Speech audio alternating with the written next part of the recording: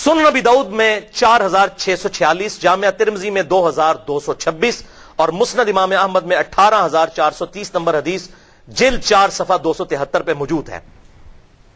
ان ساری احادیث کا لب لباب یہ ہے کہ آپ صلی اللہ علیہ وسلم نے فرمایا میرے بعد خلافت علی منہاج النبوہ 30 سال تک رہے گی۔ کتنے سال؟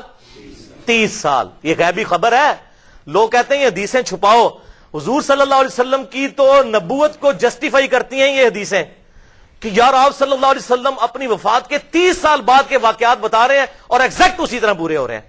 یہ تو محدثین حضور کی غیبی خبروں میں نبوت علامات نبوت والے چیپٹر میں حدیثیں لے کر آئے ہیں اور یہ کہتے ہیں چھپاؤ۔ یہ تو بتانے کے لیے تھی، چھپانے کے لیے ہوتی تو علامات نبوت میں کیوں آتی کہ دیکھو ہمارے نبی وہ ہیں جنہوں نے 30 سال 40 سال 50 سال بعد تک کے واقعات ٹائنیز ڈیٹیل تک بتا دیے۔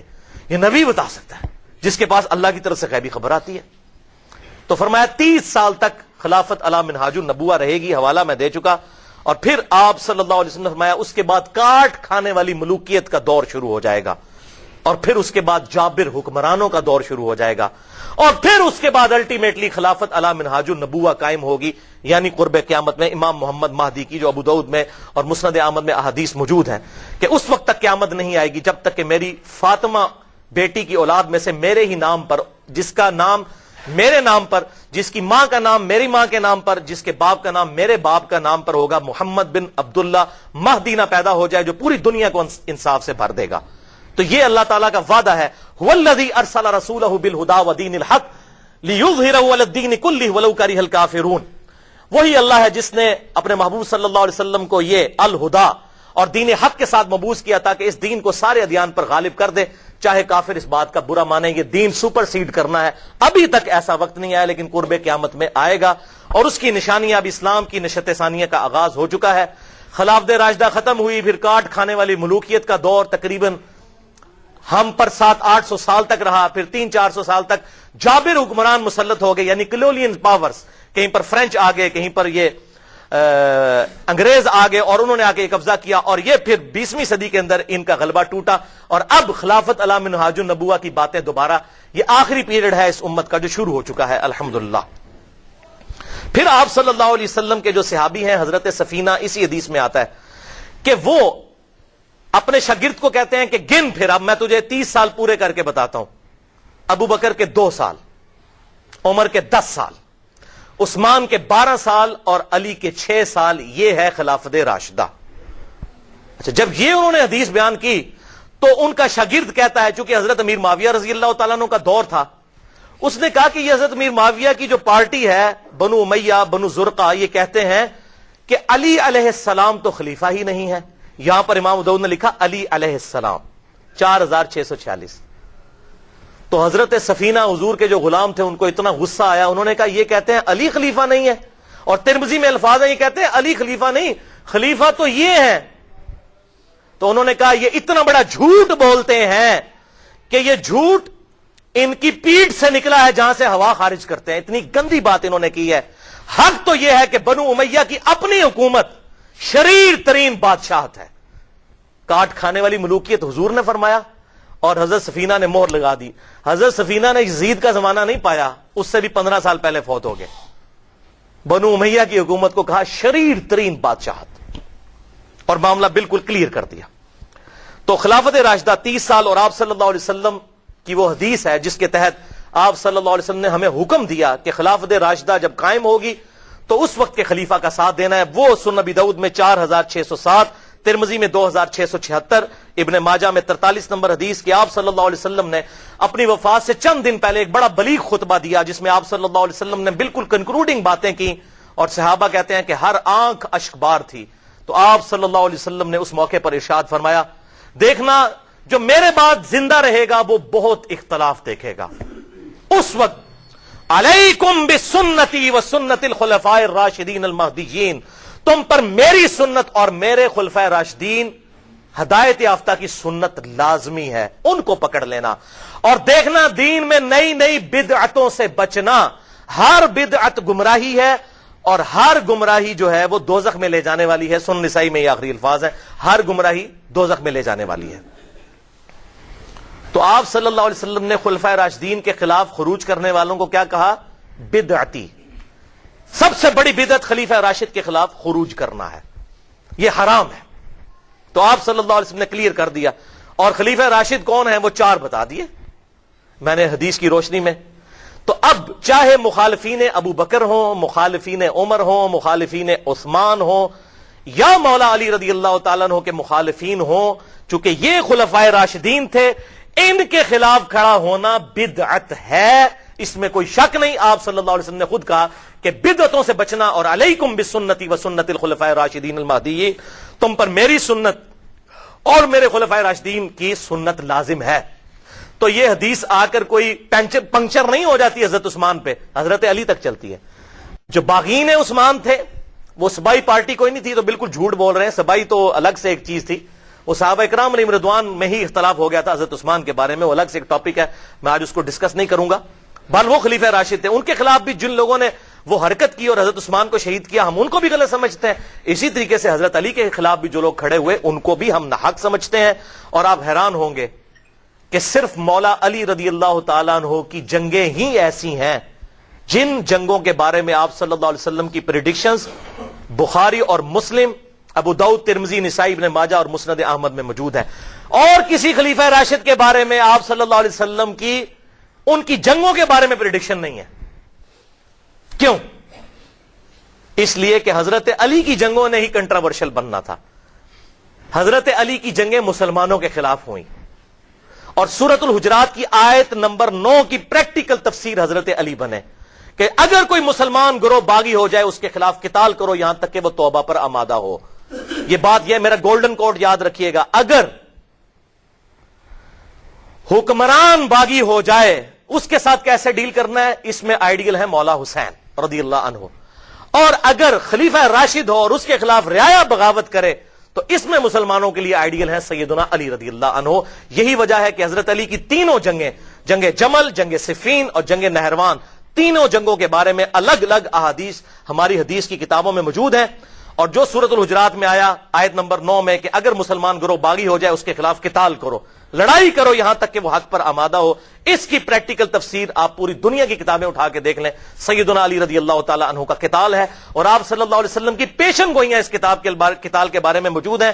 سنن نسائی الکبریٰ میں 8541، مسند احمد میں 11790، اور اس کے علاوہ کئی کتابوں میں یہ حدیث موجود ہے کہ آپ صلی اللہ علیہ وآلہ وسلم ایک دفعہ اپنی ایک زوجہ محترمہ کے گھر سے نکلے، اور صحابہ بھی آپ کے ساتھ تھے، حضرت ابو بکر بھی، حضرت عمر بھی، حضرت علی بھی۔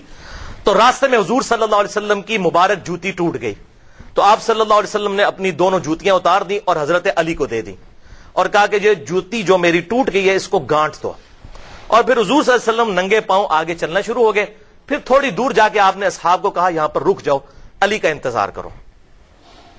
تو حضرت علی رضی اللہ تعالیٰ عنہ جوتیاں گانٹ رہے تھے، اسی دوران آپ صلی اللہ علیہ وسلم نے فرمایا کہ دیکھو اللہ نے مجھے دنیا میں مبعوث کیا ایز اے لاسٹ ریزورٹ، مجھے حق منوانے کے لیے، قرآن کی دعوت کے لیے مجھے قتال کرنا پڑا، تلوار اٹھانی پڑی کافروں کے خلاف، لیکن تم میں ایک ایسا شخص بھی ہے، ایسا خوش نصیب، جسے اس قرآن کو منوانے کے لیے مسلمانوں کے خلاف تلوار اٹھانی پڑے گی۔ یہ کہتے ہیں جی حضرت علی پچھتاتے تھے، اوے مولا علی کو حضور کی ایک ایک پریڈکشن کے اوپر ایمان تھا، ایک ایک جنگ پر مور لگا کر گئے تھے حضور، وہ کیوں شرماتے تھے؟ یہ سعودی عرب کی تنخواہوں پہ پلنے والے مولوی لوگوں کو یہ باتیں بتاتے پھرتے ہیں، اس ملوکیت کی تنخواہوں پہ پڑھنے والے، کہ حضرت علی پچھتاتے تھے۔ اور حضرت علی کو کیا حضور کے اوپر شک تھا؟ جس علی کو یہ پتا تھا کہ مسلم شریف کی حدیث 240 نمبر کہ علی سے محبت نہیں رکھے گا مگر مومن، علی سے بغض نہیں رکھے گا مگر منافق، جس کی محبت ایمان ہے اس کو یہ شک ہوگا کہ میری جنگیں غلط ہیں، یہ ہمیں مشہور کر دیا، پراپوگنڈا کر دو جی، اور یہ نہیں مانتے وہ نہیں مانتے۔ تو اسی حدیث میں چلتا ہے کہ آپ صلی اللہ علیہ وسلم فرمایا کہ تم میں ایک ایسا خوش نصیب ہے جسے مسلمانوں کے خلاف تلوار اٹھانی پڑے گی۔ حضرت ابو بکر نے کہا انا یا رسول اللہ، یا رسول اللہ کیا میں ہوں وہ؟ آپ نے فرمایا نہیں۔ حضرت عمر نے کہا یا رسول اللہ کیا وہ خوش نصیب میں ہوں؟ فرمایا لا۔ حالانکہ آپ صلی اللہ علیہ وسلم کی مبارک زبان سے لا کے الفاظ بہت کم نکلتے تھے، اس موقع پہ آپ نے کہا لا، بلکہ وہ خوش نصیب ہوگا جو میری جوتیاں گانٹ رہا ہے۔ صحابہ دوڑے مولا علی کی طرف اور کہا کہ آپ کے بارے میں حضور نے اتنی بڑی پریڈکشن فرمائی ہے کہ جیسے حضور نے قتال کیا کافروں کے خلاف، اس کتاب کو منوانے کے لیے آپ آن دا بہاف آف پروفٹ مسلمانوں کے خلاف تلوار اٹھائیں گے۔ تو حضرت علی مسکرا پڑے. صحابہ کہتے ہیں ہم سمجھ گئے کہ حضرت علی کو بھی حضور نے یہ بات بتائی ہوئی تھی. حضرت علی کو پتا تھا کہ میں نے, اور جس کو یہ سب کچھ پتا تھا بھائی میرے اسے اپنی جگہوں میں شک ہوگا؟ کوئی شک نہیں تھا. حضرت علی اس امت میں ایک آخری کوشش تھے کہ ابو بکر عمر کی خلافت کو زندہ کیا جاتا. اس شخص نے اپنی گردن کٹوا دی. یہ امت دوبارہ اس پٹری پر نہیں آ سکی, لیکن انہوں نے اپنا حق ادا کر دیا الحمدللہ. تو ایک ایک جنگ کے اوپر مور. جنگ جمل پہلی جنگ ہوئی جو, اس کے بارے میں مسند امام احمد میں 24,299 نمبر حدیث ہے. شیخ البانی سلسلہ حدیث صحیحہ میں بھی لے کر آئے. کئی صحابہ سے یہ روایت ہے کہ اما عائشہ کہتی ہیں حضور صلی اللہ علیہ وسلم نے فرمایا تھا میری اس بیوی کی کیا حالت ہوگی جب حوض کے کتے بھی اس پر بھونکیں گے. اور جب عبداللہ ابن زبیر حضرت عائشہ کو حضرت علی کے خلاف لڑانے کے لیے لے نکلے جمل کے لیے, تو راستے میں ایک جگہ پڑاؤ کیا تو کتے بھونکنا شروع ہو گئے. حضرت عائشہ نے کہا یہ کون سی جگہ ہے؟ سب نے کہا یہ حوض ہے. حضرت عائشہ نے رونا شروع کر دیا. انہوں نے کہا میں آگے نہیں جاؤں گی, مجھے حضور کی وہ بات یاد آ گئی کہ آپ نے فرمایا کہ میری ایک بیوی ایسی ہوگی کہ جس پر کتے بھی بھونکیں گے اس کے عمل کی وجہ سے, مجھے واپس لے چلو. عبداللہ ابن زبیر نے کہا اماں آپ کو صلح کے لیے لے کے جا رہے ہیں. اس طرح بہلا پھسلا کر لے گئے, اور پھر انجام کیا ہوا؟ پوری زندگی حضرت عائشہ رویا کرتی تھی. المصنف ابن ابی شیبہ میں موجود ہے, صحیح بخاری میں موجود ہے کتاب الجنائز کے اندر. وہ کہتی تھیں, المصنف ابن ابی شیبہ کے الفاظ ہیں کہ میں نے حضور کے بعد بدعت کی ہے علی کے خلاف جو نکلی. حضرت عائشہ کے الفاظ ہیں. یہ نیک آدمی کی نشانی ہوتی ہے, اللہ تعالیٰ اسے توبہ کی توفیق دنیا میں دیتا ہے. مجھے میری سوکنوں کے ساتھ دفن کرنا, اور یہ الفاظ بخاری میں بھی موجود ہیں. میں نہیں چاہتی کہ ابو بکر اور عمر اور رسول اللہ کے ساتھ دفن ہو کر لوگ ان کی وجہ سے میری تعریف کریں کہ جو کچھ میں نے حضور کی وفات کے بعد کیا. پوری زندگی وہ روتی رہیں. اللہ تبارک و تعالیٰ نے انہیں توبہ کی توفیق دی. اما عائشہ دنیا سے پاک و صاف ہو کر اٹھائی گئیں. حضرت علی رضی اللہ تعالیٰ عنہ کے دل میں ان کے لیے کوئی ایسی خرابی موجود نہیں تھی, اور نہ اما عائشہ کے دل میں. آپ اندازہ کریں, صحیح مسلم میں کتاب الطہارہ چیپٹر میں انٹرنیشنل نمبر کے مطابق 639 نمبر حدیث ہے. ایک شخص نے آ کر حضرت عائشہ سے مسئلہ پوچھا, صحابہ کی استاد تھی, بتائیے کہ موزوں پر مسے کی مدت کتنی ہے, کتنا ٹائم ہے؟ تو حضرت عائشہ نے کہا علی ابن ابی طالب کے پاس جاؤ, وہ بڑے عالم ہیں, ان کا حضور کے ساتھ زیادہ وقت گزرا ہے. بیوی تو عائشہ ہے, صحیح مسلم 639. علی ابن ابی طالب کے پاس جاؤ, وہ حضور کے ساتھ زیادہ رہا کرتے تھے سفر و حضر میں, وہ تمہیں بتائیں گے کہ موزوں کی مدت کیا ہے. تو حضرت علی نے کہا ہاں, حضور صلی اللہ علیہ وسلم نے مقیم کے لیے 1 دن اور 1 رات یعنی 24 گھنٹے, اور مسافر کے لیے 3 دن اور 3 رات یعنی 72 گھنٹے تک جرابوں پر یا موزوں پر مسح کرنے کی اجازت مرحمت فرمائی ہے الحمدللہ. تو یہ میں نے آپ کو نمونہ پیش کیا. تو حضرت عائشہ پوری زندگی اس کے اوپر شرمندہ رہی, اور حضرت طلحہ زبیر الحمدللہ وہ بھی جنتی تھے. المستدرک للحاکم میں موجود ہے پوری ڈیٹیل کے ساتھ انٹرنیشنل نمبر کے مطابق 5591 نمبر حدیث کہ حضرت طلحہ اور حضرت زبیر جنگ چھوڑ گئے. حضرت علی کو سامنے دیکھا کہ عمار بن یاسر جو ہیں وہ سامنے جنگ میں ہیں, تو ان کا عمار کو تو باغی جماعت قتل کرے گی, بخاری اور مسلم کی حدیث ہے. جنگ چھوڑ گئے, اور مروان خبیث جس نے یہ ساری مہم کھڑی کی تھی حضرت طلحہ کے گھٹنے میں تیر مارا. المستدرک للحاکم 5591 نمبر حدیث, جسے شیخ البانی بھی صحیح کہتے ہیں, شیخ زبیر علی زئی صاحب بھی. مروان نے خود مار دیا حضرت طلحہ کو, حالانکہ لے کے آیا تھا ساتھ حضرت علی سے لڑوانے کے لیے کہ طلحہ نے یہ جنگ چھوڑ دی تو ہم تو جنگ ہار جائیں گے, اور برے طریقے سے ہارے بھی, تو غصے میں خود مار دیا. یہ صحابہ کے قاتل اور گستاخ پارٹی جس کا دفاع لوگ کرتے ہیں. پھر جنگ صفین صحیح بخاری میں انٹرنیشنل نمبر کے مطابق 2812 نمبر حدیث ہے, صحیح مسلم میں موجود ہے. آپ صلی اللہ علیہ وسلم نے حضرت عمار ابن یاسر کو دیکھا کہ مسجد نبی کی تعمیر کے دوران باقی تو ایک ایک اینٹ رکھ رہے ہیں, حضرت عمار نے 2 اینٹیں اٹھائی ہوئی ہیں, بڑے بڑے پتھر.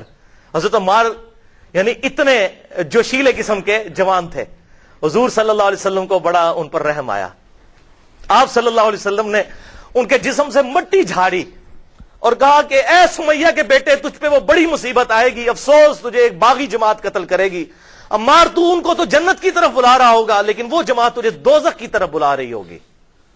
تو اسلام کے لیے قربانیاں کر رہا ہے, تو دیکھ تیرا حشر کیا کریں گے. یہ لوگ جو فتح مکہ پر معافیا مانگ کے مسلمان ہوئے, تیرے ساتھ کرتے کیا ہیں یہ لوگ. یہ بخاری اور مسلم دونوں میں موجود ہے.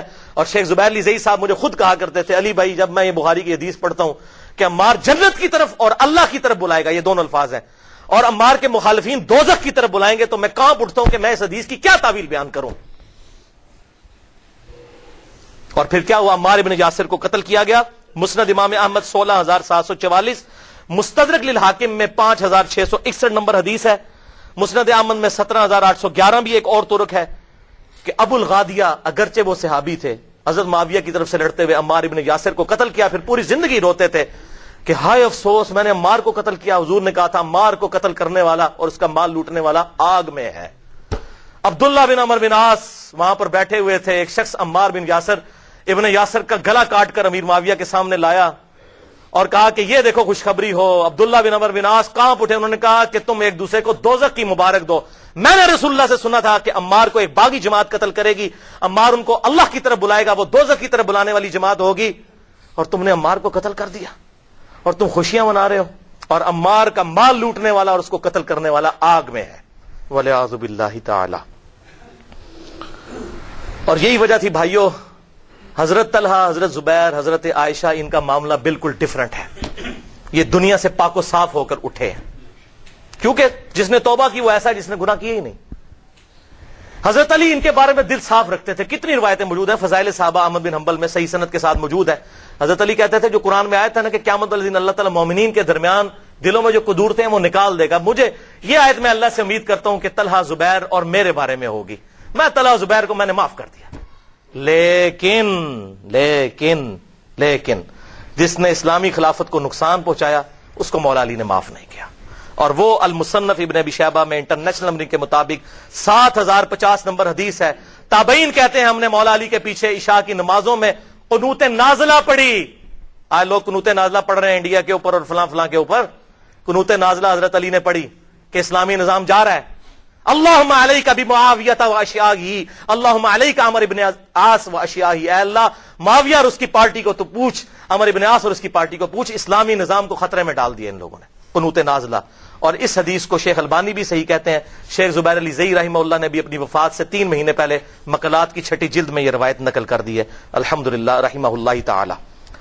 اور بھائیو تیسری جنگ، جنگ نہروان، جو خوارج کے خلاف لڑی گئی، بخاری اور مسلم کے پورے چیپٹرز ہیں خوارج کے بارے میں، کہ نبی صلی اللہ علیہ وسلم نے ارشاد فرمایا کہ خوارج سے وہ جماعت قتال کرے گی جو اس روئے ارض کے بہترین لوگ ہوں گے اور خوارج بدترین لوگ ہوں گے. اور کتنی احادیث ہیں. اور ابو سعید خدری کے الفاظ ہیں بخاری اور مسلم میں انٹرنیشنل نمبرنگ کے مطابق، بخاری میں 2,456، مسلم میں 6,933. اے اہل عراق تمہیں مبارک ہو، تم ہی تو ہو جنہوں نے مولا علی کے ساتھ مل کر نہروان پر خوارج کو قتل کیا تھا. تمہارے بارے میں حضور کی یہ بشارتیں ہیں. ابو سعید خدری رضی اللہ تعالیٰ عنہ کہا کرتے تھے. اور صحیح مسلم میں انٹرنیشنل نمبر کے مطابق 2,459 نمبر حدیث ہے کہ خوارج کے ساتھ وہ جماعت قتال کرے گی کہ جب میری امت میں 2 پارٹیاں بن جائیں گی، جو جماعت حق کے قریب ہوگی، اقرب الی الحق، وہ قتال کرے گی. اس کے بعد اہل سنت اہل تشیع کا اتفاق ہو گیا کہ اقرب الی الحق حضرت علی ہے. اقرب الی الحق سے یہ نہ سمجھیے گا کہ دوسرے بھی حق پر ہیں، نہیں، یہ اصول ہے، عربی کا محاورہ ہے. سورہ آل عمران میں اللہ تعالیٰ نے کہا منافقین کے بارے میں کہ جنگ احد میں جب وہ بھاگ گئے تھے اس دن وہ ایمان سے زیادہ اقرب الی النفاق تھے، نفاق کی طرف زیادہ تھے، وہ آگ کی طرف تھے. تو یہ نہیں مطلب کہ ان میں ایمان بھی تھا، پکے منافق تھے. تو یہ محاورہ اقرب الی الحق کا مطلب ہے کہ حق والا. الحمدللہ.